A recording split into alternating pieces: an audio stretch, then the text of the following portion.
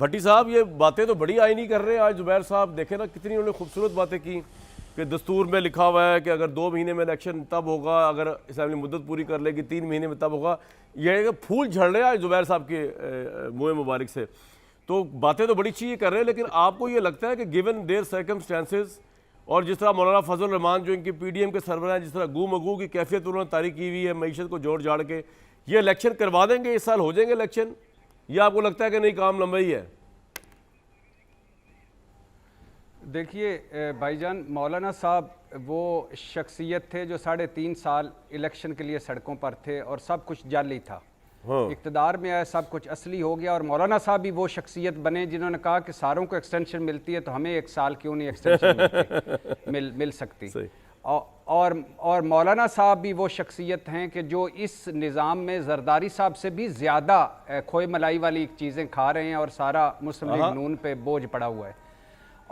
और दूसरी बात यह है कि नहीं, मुझे नहीं लगता, नवाज शरीफ साहब की ख्वाहिश भी नहीं है, मरियम नवाज साहबा की भी, और शहबाज शरीफ साहब की भी, मुझे लग रहा ऐसा, मैं अभी बताता हूँ उसकी वजह बताता हूँ।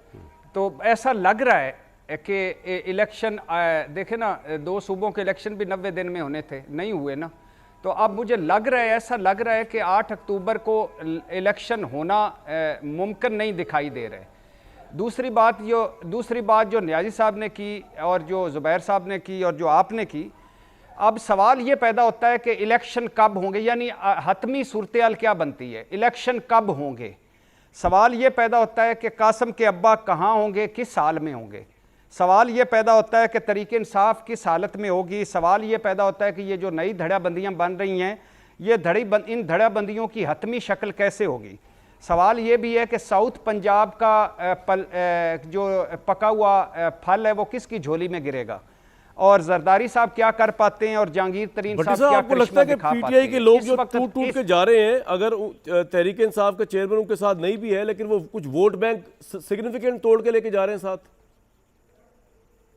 नहीं, बिल्कुल भी नहीं। इस वक्त बिल्कुल सूरत-ए-हाल बदल गई है भाईजान। गली मोहल्लों में जाएं, वोट कासिम के अब्बा का है। यानी इस वक्त सारा वोट उनका है, और एक जो उनके साथ है वो उनके साथ ही है, नंबर 1। नंबर 2 ये है कि ये जो इस मर्तबा इलेक्टेबल्स भी वो वाले नहीं रहे जो है, क्योंकि बहुत ज्यादा सियासत इतनी तकसीम सर, आपका पॉइंट आ गया, इलेक्टेबल्स भी उतने नहीं रहे।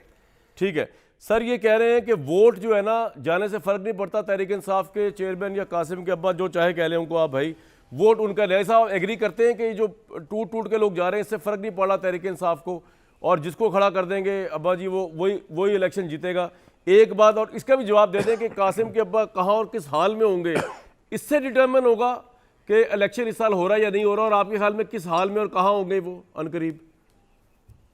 नहीं साहब देखिए जी, क्राइसिस ये है कि मैं तो कोई बात जो है ना इसको इस तरीके से जो है भट्टी साहब भी रख सकते हैं, लेकिन चंद चीज़ें यहाँ हैं। इमरान खान साहब का वोट बैंक अभी तक मुतासर नहीं हुआ, होना चाहिए भी नहीं, क्यों हो। तारीख में किसका हुआ है? नवाज शरीफ साहब का हुआ है।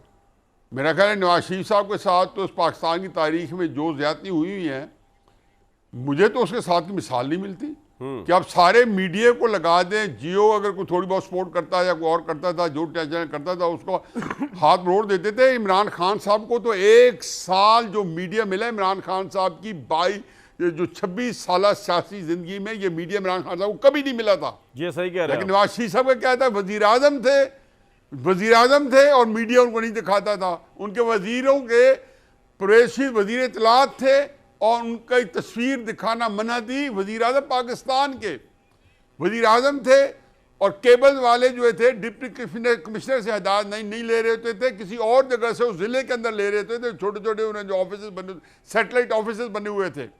तो नवाज शरीफ के साथ तो जो बेईमाना सलूक हुए, मेरा ख्याल है आज अगर ये इस गारत गरी के अंदर पड़े हुए हैं तो ये अल्लाह ताला की बेआवाज़ लाठी है कि आपने एक बंदे को बगैर किसी वजह से, कि आपने इस नमूने को, हीरे को इंस्टॉल करना था, और उसकी देखें कि 5 साल बाजवा साहब की गोद में बैठ के वो उसमें शर्मसार नहीं है, माफ़ी नहीं मांगी।